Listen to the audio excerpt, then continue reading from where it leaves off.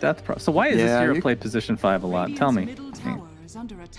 She's a pretty strong lane dominator. The silence is really strong. You're deceptively strong with Spirit Siphon. Pexu just doesn't have any net worth right now. I think he's a bit too poor for what he should be on DP. I think you need to take a little bit of farm so that you can get any sort of value item. You see he's queuing up 2 bracers. Something like that would make a huge difference.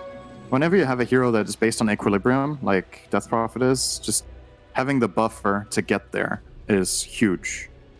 If you survive the initial burst on DP, it's like you have 3 times the HP, you know what I mean? So you just need to not get taken out like he just did, and then instead of 1k health, he suddenly has 3 by just putting up 4 siphons. But, yeah. You got bursted pretty freaking fast. Mechanism is close for Zibby.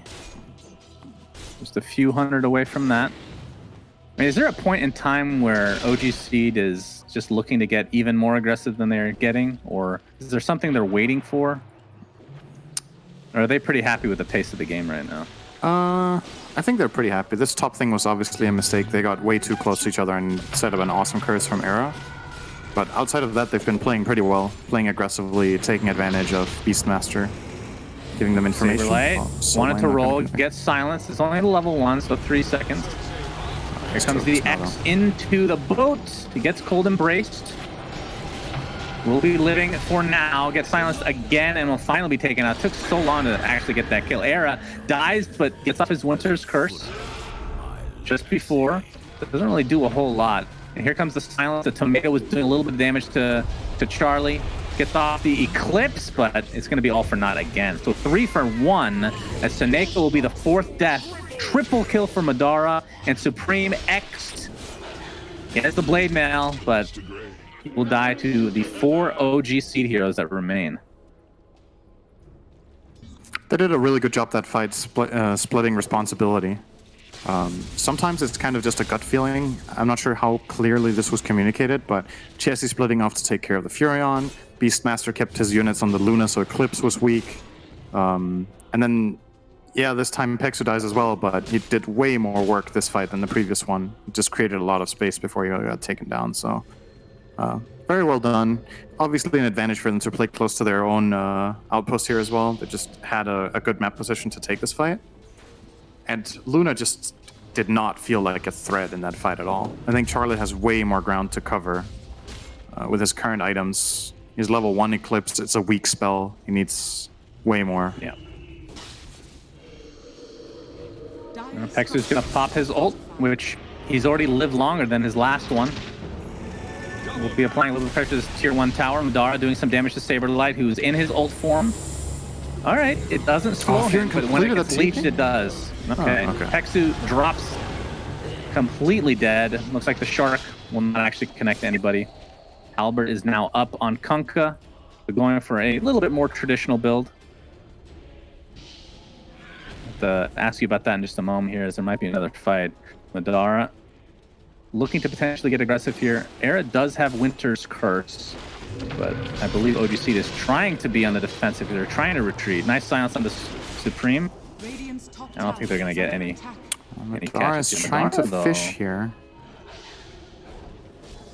Yes, he's not a fish, though. Oh, he canceled it. Okay, the fake DP, classic. I think it was a misclick. For Chessie, Halberd first. We were talking about this last game, how if you want to call it the normal build, at least the one I'm used to seeing is the double bracer into Radiance into Halberd. But he goes Halberd first. What do you think? Yeah, Halberd first is actually pretty popular right now. So not too surprising. I think it's a really good item against Nature's Prophet. He's going for a right-click build with Blade Mail plus Maelstrom. So just disarming him every fight is a huge damage loss for chicken fighters. It will inevitably be an awesome item against Luna once Luna starts mattering a bit more. Winter's Curse onto Weaver. Oh! Not able to catch up is Saberlight, at least not yet. Oh, he gets the stun finally into the swashbuckle, and they do find the kill. The time lapse would have saved him for sure. Very close call. Actually had time to hit it before he was actually hit by Saberlight, but oh, this is a big moment. They're gonna try to turn this into Roche. Yeah, they do scan. I don't think Chicken Fighters are gonna get this, but let's see. There's a lot of team fight coming their way. Weaver dead for 25 seconds. Roche is already at half health. Chessie coming in with the torn onto 2 into the boat. Oh, he's actually going to delete Pangolier, and Luna is next. A double kill for Z-Freak of all heroes. Pexu ends up helping get Supreme, and this could be the Roche for OG Seed now. Huge turnaround. Thinking that the Weaver was enough, but it wasn't. That was way too easy for OG Seed. I think that's a pretty big mistake from Chicken Fighters to not have anybody covering the angle, right? If you're taking Roche as Dire at this point from 1 kill, you need to have a scout checking the bottom left and the top left. So they don't just run into you like that, cast 2 Kunkka spells without you noticing at all, and just combo on you that easily. And if you can't do that, then you can't do the Roche. I feel like that was very overly ambitious. And I get where they're coming from, there's a dead Weaver. But if you get comboed in this pit, you're not favored in a 5v4. Your lineup isn't good at this. You can't reliably teamfight there. There's a lot of stuff running at you. Eclipse won't matter that much. Where's your damage? They get both outposts again, my friend. Yep. Oh, Curse. Looks like Winter's Curse applied to Beastmaster. They're using the Pango ult as well. And, I mean, it's a nice kill, but it is a decent amount of resources for just the Beastmaster. Yeah. And you don't gain ground on the map, really, from it. Your top and your mid wave are being pushed in. You're getting a bit bottom, actually. It's okay. Luna gets to push out this wave, so it's all right.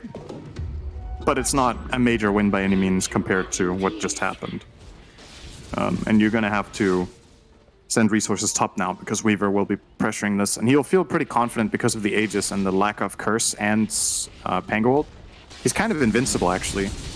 If he just keeps moving between hits, he can always time-lapse out of Sprout. And that means they can't kill him. He's even going to dive for Era here, just really taking it to him. Stick it to the man. He's going to try for it. Cold Embrace is available, though. He's actually going to kill him here. Oh, he's actually going for it. Shikuchi will be the kill. Madara now getting disarmed. Looks like Nature's Prophet actually dies on the other side of the map. Wow, that's a huge kill as well. So OG Seed are positioned pretty well to take out this tier 2 tower, in addition to those kills. And they still have that Aegis, of course. So they're looking quite good. I'm not sure, we'll talk about this in a bit, I'm sure, but the Luna just don't understand the hero, how it works in this lineup specifically. The Exorcism being used. It is level 2 now, so dealing a hefty amount of damage to this tier 3 tower. Pexu has looks to be falling pretty soon. Awesome essence ring. The big stacked up for it. Curse. Beastmaster dies right off the bat. Saberlight able to get 1 stun. Not able to find anything else. Lots of damage being applied though. Chessie is extremely low. He will drop. That is no Aegis for him. It's on the Madara, who's at half HP. Will continue to apply some pressure. A nice cold embrace. Let's see if OG Seed wants to back up here, knowing the Kunkka has died. TP out for Nature's Prophet. What is it with Winter's Curse today? Why do people not respect Wyvern when they push? They're just piling up on top of each other. Maybe it's because That's surprising. I mean, this is a pro team, so maybe not, but they just killed him. Maybe they're surprised how fast he got back. I don't know. That was a bit sloppy. There's no Roche to take, though. That's the silver lining here for OG Seed, and they didn't lose their Aegis. So they can kind of go again when they want to. Yep. But that was probably a lane of racks. It's hard for the Dire to go on Pexu now that he has 2 bracers and Essence Ring. His HP went from the last time you saw him die quickly top, he had like 900. Now he has 1500 plus the Essence Ring, so almost double, including some magic resistance. So he's not as easy as a target as he was before. He gets off a good silence, he has his ulti running, 1 or 2 siphons. Fighting into that is really difficult. But when you serve them a free Beastmaster like that, and then an easy combo for Pango, it's different.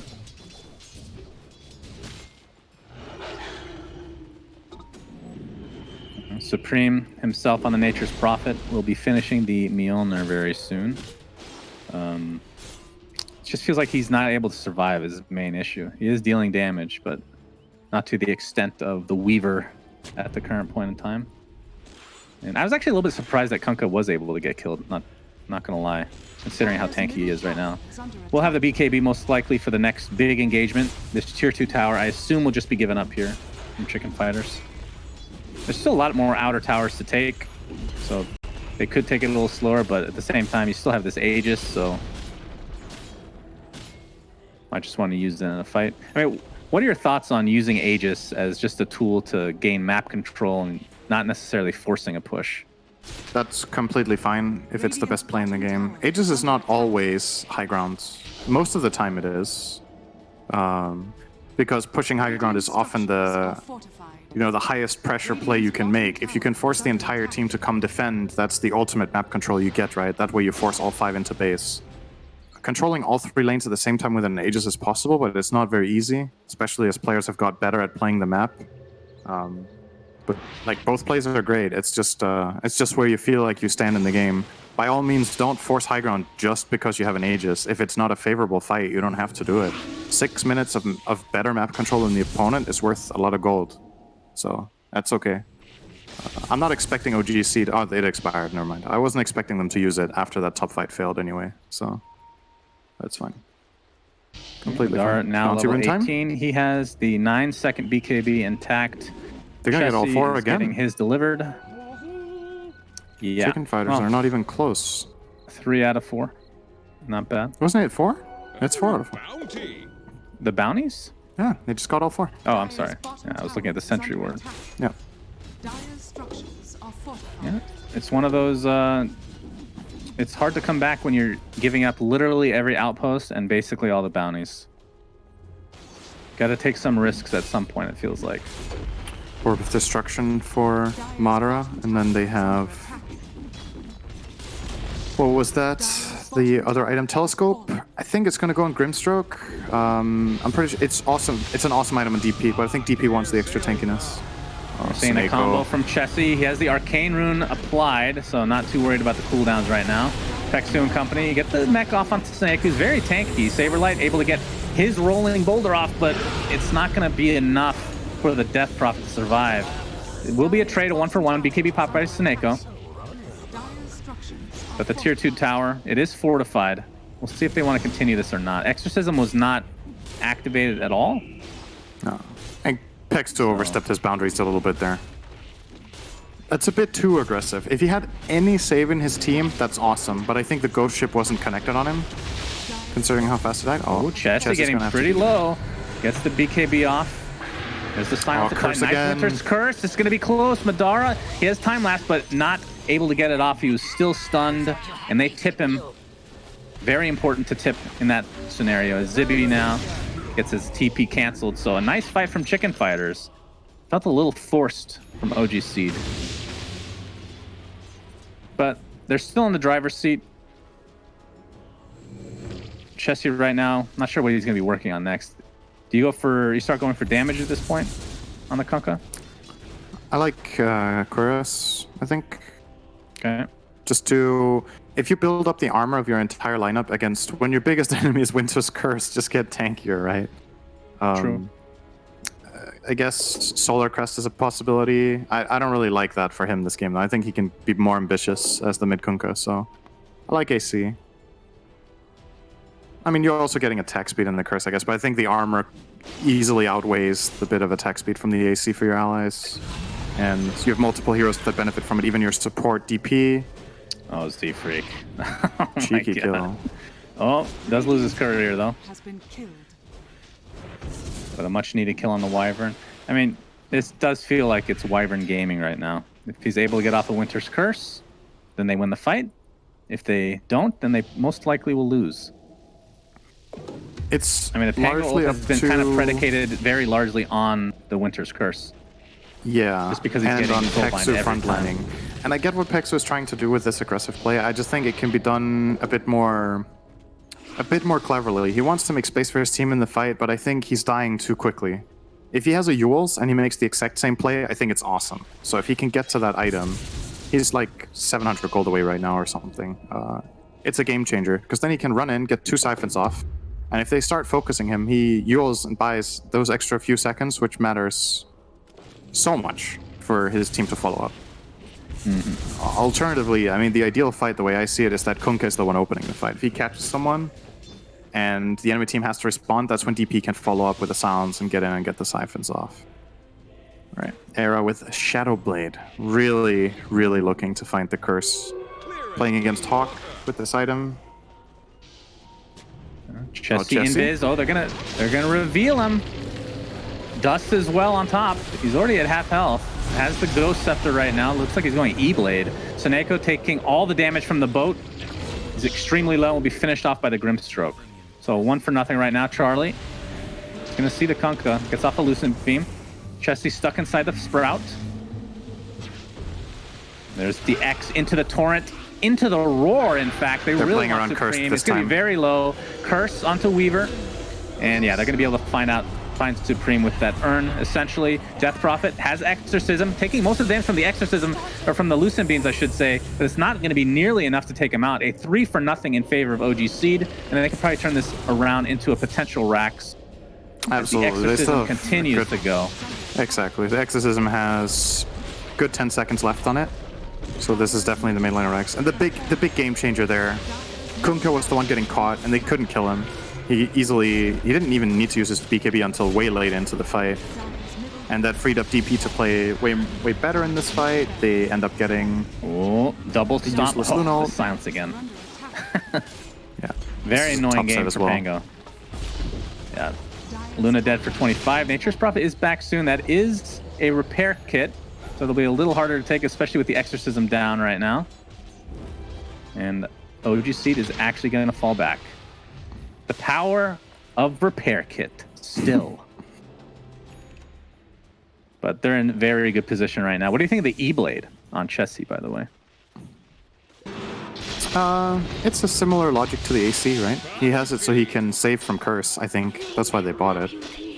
It's just, if somebody gets Cursed, just pop the E-Blade on him. They're fine. Has some... It even has a little bit of flexibility with offensive use. Kunkka has a decent amount of magic damage. So he can use it offensively for a killer combo when he X-marks. But yeah, for the most part, it's to save allies from Curse. I'm pretty sure about that. Madara gets disarmed into the stomp. Oh! Gets the time lapse off. No, he could buy died. back Oh my god, he time-lapse. time lapses back in. There's a Soulbind onto 2. Into the double roar, in fact, as well. Saberlight is extremely low. Gets saved by the Wyvern for now. There's the E-Blade. Very nice saves overall. And Weaver, he might be dead again. It's going to be really close. He dies. That's a dieback for him. And Death Prophet looks to be next on the list. This could be a really good fight for Chicken Fighters. Able to find 2, make it a 3rd hero in the Kunkka. An ultra kill for the Nature's Prophet, as he is now TPing, trying to get this Rampage. They're going to give it to him. Supreme. What a What fight. just happened? 6 heroes just died, Oh my essentially. god. Good god. Madara was really greedy. He didn't want to use BKB when he got initiated on at first. Then he dies. He time-lapses back in.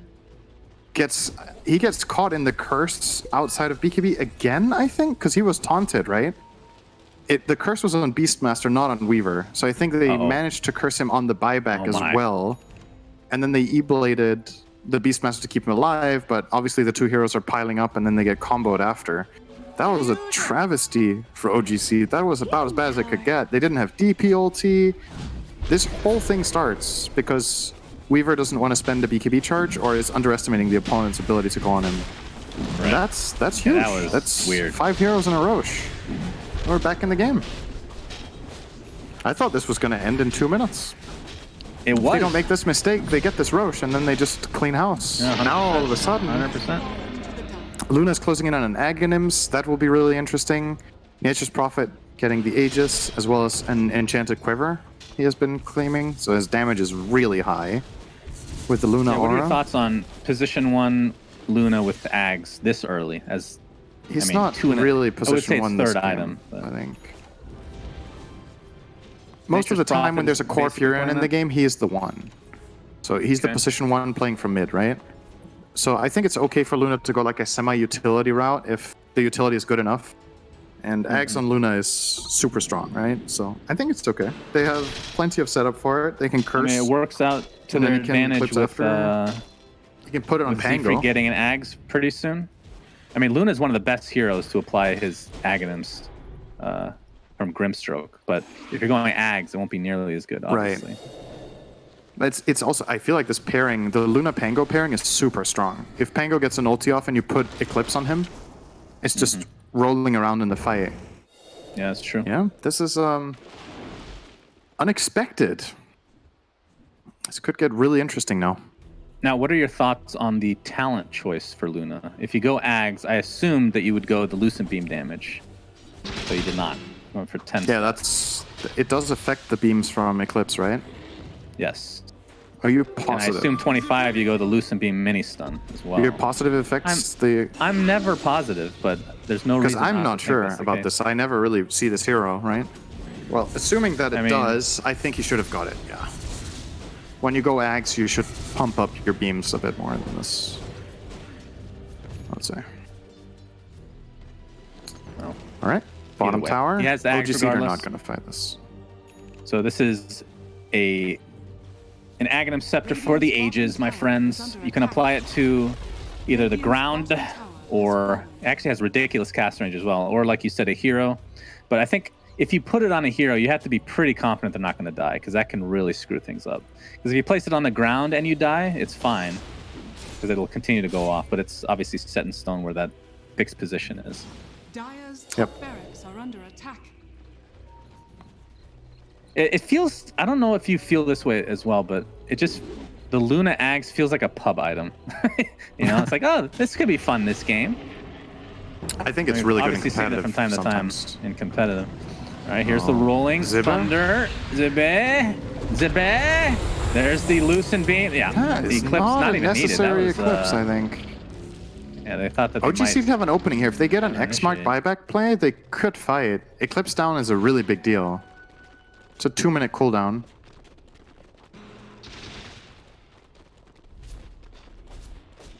And they have the double BKB still for OGC, which means if they're BKB'd, the Lucent Beams from Eclipse will decimate the supports instantly. Oh, I don't know if I like this high ground push. I think this is a... I don't think you have the advantage to do this if you're chicken fighters right now. I think this could really... They're gonna try it. Madara is still top lane, and he's half There's HP. the stun from the Luna illusion. Look at the damage! Oh my god, that damage. Chessie. He makes a And the Luna... torrent. He makes the Luna illu, puts Inkswell on it, runs it into them with super high move speed and magic immunity. Almost killed 2 heroes on his own with 1 cleave from Kunkka there. Yeah, Madara really wants this Satanic since he doesn't have buyback. He's going to pick it up and try to get back to base most likely. Chessie at half HP and stuck inside. The Sprout silenced is supreme on the Nature's Prophet. Chessie is forced to BKB and run away as now the tier 3 tower in peril. Looks like it's going to fall, and it's going to be most likely a Rax unless Madara comes back. He's going to try to get the second set of Rax himself, the top lane. He is applying some pressure. We'll see if there's any TPs back or if they try to cancel them, in fact. They're going to pop some BKBs. Looks like they want to fight. Supreme will TP back. Oh. Madara does not commit. Ooh, a roar the there would have been barracks. big. If they got the roar out and Furion, he's dead twice. His team already left him. It was super close. But they disengaged. By the way, Supreme, of course, on top of the Mjolnir, Blade Mail, Satanic, is apparently going for a Divine Rapier. Do you think he continues with that choice? Yeah, I think so. I think it's probably the best item he can buy now.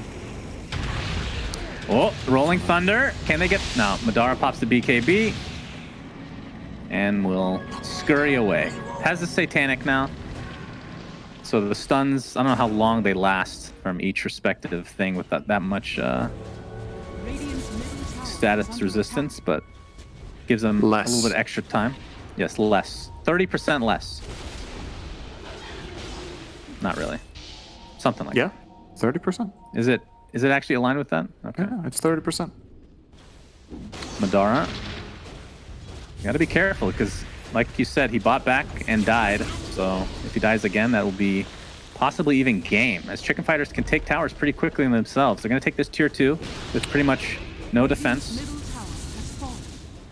Zibby is invisible right now, looking for a roar play. Smokes again.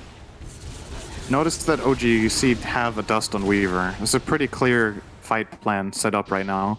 Madara is going to look for the Wyvern, and if he manages to find Wyvern in the fight, he's going to dust him and force out the Curse.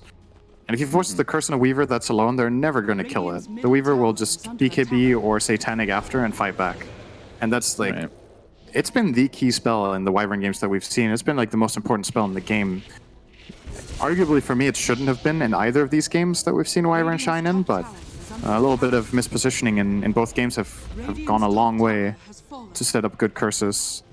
This way you can protect yourself against it pretty well. Radiant's top tower is under attack. Charlie is working on an Octarine core, by the way. Full-on That's magic gonna be build. pretty Huh? hilarious to watch. Oh my goodness. Death Prophet gets initiated on, but there's a Soulbind onto 2 Eclipse. Doing a lot of damage, but the BKBs are mitigating most of it. Death Prophet buys back into the game. Luna has died. Supreme has half HP with the BKB activated. Chesty's trying to do as much damage as possible, and the X marks the spot into Torrent is enough to keep him locked down. That is 2 for nothing. Well, I guess they did lose 1. And Wyvern will be next on the list. And Chesty's going to get credit for that. No Roshan yet. But God, remember, it makes such a big difference when the curse whiffs. Yes. He had to curse. Or I don't know if he had to curse. I don't think Weaver was actually on top of him, but he tried to get a curse with Weaver close to the others, but all 3 BKBs were popped, and I think they weren't even in range anyway. And that fight, it just gets so easy for them. They had to buy back Pexa for it, but... Oh, and buyback on Nature's Prophet as well. Madara really wants this Rax. He's now at half health. Has the Satanic, of course. Exorcism is popped. Surprised he didn't have that in the last fight, actually. I guess he died too quickly and then bought back. Well, that is a in an awful second lane of here. Rax now. Yeah, Pexu's surrounded by tree ants. The Impetus doing a lot of damage. A nice E-Blade from Kunkka, keeping him alive. And I believe they are now on the retreat. X marks the spot on Staneko. Rolling Thunder. Looking for Madara, but Madara is faster. With another... Oh! The Sprout just in time. BKB Gets the BKB off, though. Along with the Satanic. See if they actually want to continue the fight or not. And with that, he only got talent, the BKB off because of Satanic. The stun from Pango Roll wasn't long enough to chain there. Yeah. If he doesn't have Satanic, then he dies. Mechanic in the game. Yeah, status resistance, real cool. Looks like Prince's Knife and Flicker will be found for each respective team. This is the tier 4 items. Let's see who wins that battle, Cinder. The battle of RNG. What's the best tier 4 item this game for each team? Let's see. View all neutrals. Let's see. This thing's blocking the entire menu for me, so I can't see it. There we go. Illusionist Cape on a normal Luna would be great, but not so much this game. Yeah, I think... Minotaur Horn's always good. I like Timeless Relic on Beastmaster, I think, a good amount. They have some seriously strong Prism. roars with Grimstroke ults. 25% longer duration on that is pretty nice. Mm-hmm. Ninja Gear on the Luna is pretty good. Shaco on DP is awesome too, so that's really good pickup. They got that. Yeah, he has enough mana to sustain this. He's actually so much tankier now. He has Shaco and Aeon Disc. Pexu's not going to die like that again. No way. Now there's way too much to chew through. Roche is up, right? For a 14k gold lead right now, this game actually feels pretty even, just because it's been very explosive and a lot can happen in no time. Oh my god. 1,117 move speed. He goes through terrain now as well. This Roshan does have Aegis, so this is something to definitely look out for. Oh, He gets silenced! Madara has to be careful. He time-lapses, and the Luna uses Eclipse on absolutely nothing. That is huge. And the Rolling Thunder wasted as well. That is huge. I can't believe he didn't BKB earlier. Or time-lapse earlier there. He's ballsy, man. That was so fucking Super close. ballsy. I mean, I guess he has buyback time-lapse, so there's a possibility of taking a fight after, but man, that was so... All right, who takes... That was too close for comfort. Can they even take this fight? Chicken Fighters? It's hard now. Without Eclipse, I think it's hard. Exorcism is used as well. Lucent being being used to scout a bit. Aghanim Scepter, like I said, is available. I expect this to go on Madara, maybe Kunkka, either one. Probably Madara. Very strong on that here, as we saw the other game. A free Ags for himself. Timeless Relic is picked up as well. Looks like the X will be used onto Saneko. Not able to combo the Inkswell properly with Madara, but they'll get the free kill on the Enchantress. And Madara did eat the Aghanim Scepter. So what is it? 16-second cooldown on time lapse and can be used on allies.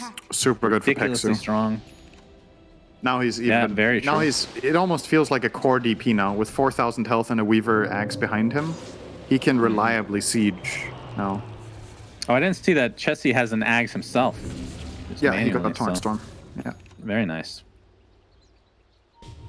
I mean, you talked about the Roshan fight. I mean, that was a weird one because they forced out the Eclipse and whatnot. But even without it, they both teams have really good Rosh capability in terms of fighting around the pit. Of course, Wyvern is the trump card, if you will, with that curse. Yeah. Is there any? Looks like Ghost Scepter is next on the list for Era. I was going to say, is there any item you think that he should be picking up to try to survive, like Aeon Disc or something, or is that too expensive, maybe? I don't know. I think it feels Solar like he is the glue for this team right now. Yeah, maybe Solar Crest, so they kill and curse even more effectively. But he's probably going to be cursing BKB heroes for the most part. I don't know if there is that item. I mean, the best one is Refresher, but he can't afford that. So you don't think it should be a defensive item? On the Wyvern? Yeah. I don't think it's going to cut it. If there is a defensive item, it's Solar Crest, because then he can also use it offensively. So that would be pretty decent. Okay. But, don't like it so much. Oh, they found Kunkka. Chessie being found out. Saberlight faking his ult. BKB is now activated onto Chessie. There's a Soulbind onto 2. Into the double silence. Weaver going to the backside. He's going for Era. Inkswell is there as well. Is he going to have enough damage to take him out? He will. No buyback for Era at all, which will spell doom in all likelihood for Chicken Fighters. The damage will continue as a Torn Storm is doing as much as it can. With Peksu does have an Aeon Disc himself, actually, in addition to everything else. Is time-lapse available is the question. There it goes. Death Prophet at basically full HP again as Madara pops his Satanic, and he will be close to full HP. Getting damage down pretty well, though. Does have the Aegis, of course. We'll be back shortly. Charlie eats the cheese. How long do he have cheese for? Either way, he will be X-marked into death, and Pangolier will be dying next. So this looks like the beginning of the end for Chicken Fighters in this series. There was a little bit of a hiccup there for OG Seed in that one engagement with the dieback on Madara. They wanted this game to be a little bit closer, it seems. They wanted to feel it. I've been there before, I understand. Seneko gets X'd into death. We'll buy back. That's the Enchantress buying back, in fact. And now OGC can just finish this game. Saberlight goes in, he's going to get X comboed. Yeah, here comes the boat onto 2, essentially. And the repeated boat coming in over and over and over. The fleet will be victorious. The Seneko is the last member alive for Chicken Fighters. GG is called. GG. OGC take it 2-0. They looked like a clearly better team today overall. Like, yeah, there was the hiccup in this game, and I think they could have probably closed this game out a bit earlier, so they didn't look like they don't have any flaws to them. But overall, this was a solid performance, and I think the panel has been talking about both Chicken Fighters as well as Viking GG showing really good form in the ESL tournament. But OGC did not play in that one, and who knows how well they would have done. At least they bested Chicken Fighters pretty convincingly this series. So they might be onto something here and have a good shot at this. Carl, you're shaking your head at the commentators already, mate. Yeah, well, Sin might be onto something here. He's repeating points we made at the start of the series at the end of it. Great job, Sin. Really appreciate your analysis there. Copy pasta. That's what commentators are good at, aren't they? Yeah, he muted us. He just re-wrecked out of it, right? Oh, no, he's back. He's back. No, you guys fortunately lagged for me, and I was like, that's great. That's of course. actually good. Blame the lag. What did you say, Kyle? I can hear you now. I said... Say it to my face. On a line. I said, it's good that you're able to repeat what we said at the start of the series at the end. Yeah, I feel like it wraps things up nicely, doesn't it? Yeah, You're I like, guess so. Chicken Fighters look good, and it's like, man, they just got beat down. That makes OG Seed look really good. Aren't you happy for your brother, man? You should be happy. Yes. Yes, of course. Good. You're just stating the obvious. I want his job, man. Jesus. Do you want to swap roles for a day, you know? We'll make a little cardboard cutout of him. He can be in your you seat. can keep him. You can That's go fine. commentate. Oh, there you go. They don't even want you, Carl. Bye, Sin. That love-hate relationship. Now, one thing I'm going to say, Carl, your magic somehow continues. It does. You're going to pick the team you want to lose, but you're picking them to win, and then they end up losing, so then your brother's team wins. OGC, though, did look incredibly good. I'll be honest, was a little bit scary, though, from that Furion play coming out that could have really turned it around. Sure. That shouldn't have been the case. It was, but it's still a Furion. That's the thing. You know, there's a lot of heroes that if you give them a rampage, suddenly you're like, oh shit. Yeah, You know, like definitely. We had that moment. Yeah, but when you're playing versus a Furion, even though he gets that rampage, you're kind of we still can play around that. Yep. He even queued up a rapier, and that kind of gave it away. That they're pretty much desperate. They had the Luna carry that had Helm of Dominator and Agonists. I don't know if I'm buying that build. When Harry Freak did it as the 4-position Luna in my pub, it made a little bit of sense. But when you're the hard carry Luna, last pick, and your other core is Furion. yeah, You know, like you need to be able to frontline. Instead, it's the Furion frontlining, and Luna's just chilling in the back like she's a spellcaster. And in this game, she is. It's just weird. Also, they're pushing mid with the Wild Wing Ripper. Get my boy a Wolf Creep. Get an Ice Ogre. Get something that provides more value than that plus armor. Now, when you're chicken fighters and you're looking back at this, what are you going to be thinking? Because obviously, it's hard when you're in the game. We know what that's like, right? And you're trying to work it all out. We spoke about how the drafting went overall, but it really just seemed like they caught the short end of everything they were trying across both games. I mean, in both games, it really comes down to their last pick core carry. But they In the didn't know first what game, to do. Yeah, in the first game, it was that Naga. It fits their comfort zone. In the second game, I think it's just an idea that they had that eventually didn't end up working, and that's it. Like this, Aghanim's on Luna, as Kyle has said, it can work definitely. But in a game such as this one, in which you're a win condition and a position 1, it's very difficult to make that choice and go for it. Still, it can work, but it's just... It puts you in this strange spot in which you have 2 minutes downtime. That ultimate, Eclipse, is on a 2-minute cooldown. And then you're playing versus a team that has a very strong, fast pace, and you're useless. You're pretty much useless. Oh, and we spoke about chicken fighters looking like a strong team, right? They've had the experience and the proper official games in the ESL League, and then they come into this, they don't show up, and now they won't make it to Division 1. Losing this best of 1 is a single elimination. You guys spoke about how dangerous that could be. Well, they've really paid the price now. Yep, they did. And this is something I've been victim of many times, where you are punished for playing so much Dota. Yeah. Because your competition, you come back now into your own region, it's like, oh, wait, what are they going to do? What's going on? The bans were aimed exactly at the heroes that they were about to pick. You could see that the last ban was on that Meepo. 2 games in a row, Meepo would have fitted their draft amazingly in both of these games. They didn't get a chance to pick it. Instead, they find something different to replace it, but something that's not really worth a last pick, you know, like in both of these games. Can I play devil's advocate here, though, and say that, okay, OG have had the time to look and say they're going to ban off the heroes that was being used there for chicken fighters, but should chicken fighters be better prepared in that sense of made a counter to it, or is it just not an option? You can't prepare for what you don't know. They're walking into this match blindfolded. OG Seed, they've played just as much Dota, I can guarantee it, as chicken fighters did. It's just that their games happened in scrims. And only a couple members at Valve and LGD have access to those scrims. So what are you really going to do if you don't know what they're going to be drafting? I like you threw in the and LGGG in there as well. It's just a long story, some drama. There's some drama in Dota scene about it. Just what you're throwing unnecessary shade there, Kyle, you know, as you might like to do. There's always some shade to be thrown at different teams, you know. There's always in Tier 2 and Tier 3 scene, there's even people offering to buy scrim data. It's a mess here. Yeah, it's a mess here. That's there have been teams that got blackballed because they were just sharing scrims. Something we had to deal with in NA. Like there was definitely some scrim. I remember playing a game and we were running a straight-up scrim lineup, and they banned out our next 2 picks, having never seen it played by us ever. And we're like, all right, this makes sense. Not going to name names though. But yeah, I just felt like OG Seed had a better understanding of like what wins right now. Yeah, you could say the Void's a hard carry, but they're not playing 4-1 strats. They're very much team Dota, maximizing their ability to 5-on-5. They're purchasing all the auras. I think that's key. You look at these items here from Charlie, it just doesn't look good, man. It doesn't look good. I mean, Dominator is good on almost anything, right? But if you're a position 1 Luna...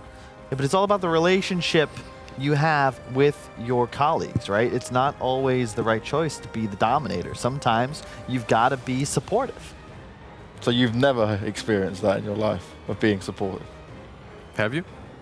I don't know what the question is, but I think I'd be trapping myself. He's backing out of this one real quick.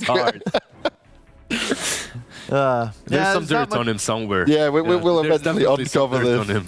Hey, Brett Boy is not getting away with it all week I will long. say, He looks like someone who has some dirty secrets, right? Yeah. Look at this shiny little bow tie. look, man, just because there's a rule when you're initiated into the club, all right, you don't talk about what goes down, all right? You don't just get to become an Illuminati if you just talk about it all the time. How's your butt? What? He's really. You can't. It's not. This is a PG-13 broadcast. Thanks. You I can get didn't away say with anything- I maybe didn't you say and your anything wrong. Counter-Strike friend. Oh, get here we frisky, go. all right? Here we go. We're professional. We're associates. So I know Lizard's professional, and then there's you. Then Well, I'm yeah. being professional. So That's why I got the uniform. so you're just allowed that to make you feel like you're special. Okay, this Pretty much. is where we get to knowing that he's never been the supportive element, right? He's always been the dominator. Of course he is. No comment. Look at this bird. Isn't that cool? There we go, look, Never let's- seen it. Let's but move over that to him. doing? very Yeah. rarely do you see him as flustered as right now, so it's I can push his buttons a little bit more, You but I'll can be continue, nice. I you think can we should look at continue, yeah. tomorrow's schedule, right? To allow Kyle some time off camera a bit more. So let's have a look at what's coming tomorrow, because this has been only day one of the qualifiers, and we've got our next two games where, again, the losers will be eliminated. VP Prodigy versus C Tractor. Cyber Tractor. Oh, there we go.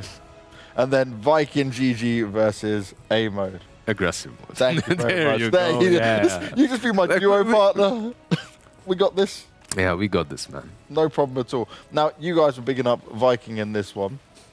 Say we get that Viking versus OG matchup coming in. That's a tough one. Viking looked so good. They 2-0 Okay. Secret. You've got to say that this team, like, especially the way they were drafting. Yeah. You can't watch a Team 2 Secret do so well in the tournament and then say, then say, yeah, they're just Viking GG. No, they're not. They're really good. And also what's interesting is some of these players are fairly new to the scene as well in their lineup, and they've just dominated. It's Boom, right, on mid lane for them. That Queen of Pain with Blade Mail. Yeah. Amazing Which, performance. finally, I'm just saying, Blade Mail, broken item. We saw it there on the Fury, and I know they lost, but still, that's the item. It's a bonus 12 damage, 4 intelligence, and 2 armor, plus the active for no recipe. It's just get these 3 items, and you get bonus. And I really think even on Storm, I've made the pitch to Will, who's a Storm expert. Yeah, you don't know what to get after Kaya? Well, I've got the answer. It's Blade Mail. You need some save, though. You don't need You save. don't need the You have Eul's Blade Mail. Storm, right? You just have Who Blade cares Mail. about that? If they Yeah. kill you, who cares? You killed them. And you never get the This isn't in a laughing temptation. matter. You never get in temptation of dropping it as well, right? That's good. Pretty much, you just use it, yeah. Yeah. You could drop it technically for efficiency. For what? I For- still drop items for efficiency. Just saying. You get burned once, it's fine. You know, don't put your hand back on the stove. Wear a glove. Well, guys, we are done, so I will allow you to continue your bickering off screen. But I want to give the floor to you both and say any opening words for today, any closing thoughts on it all? Definitely got surprised by the first series. I expected more out of Arzik. We played together. I thought that he Banging evolved. this drum, I isn't he? thought that he was better now after like losing all the weight that he had with him, but their performance was really poor. That's what surprised me the most. But these teams, even though they're not your tier 1, have a good grasp on the meta. Besides a couple of Luna's position 1, and so all of the drafts are on point pretty much. My only surprise was that Lizard actually got some things right, because in the games I've played against him, he's just been all wrong all the time. I think that the drafting demonstrated by OG Seed is what we're going to see more of, assuming we don't get a patch. Primarily focused on the mid game, heroes that stay on map, can kill objectives, and have a manner of turning their experience into damage output. Pugnas, Death Prophets, Beastmasters, etc. And I'm just looking forward. I'm hyped that I get to be involved in an event that's this long with this caliber of the teams. These are just the qualifiers, folks. We've got the Daddy Squad Oh, from yes. OG, along with Secret, VP, Navi, Liquid, Nigma. Everybody is coming to throw down. And these teams just want a spot to challenge the champions. And this is it, right? This is only the beginning part. We're at the qualifying points. We've seen some banners go down today. We've seen 2-0s. It's been an awesome day overall. So thank you very much, guys, for all your insights across the day.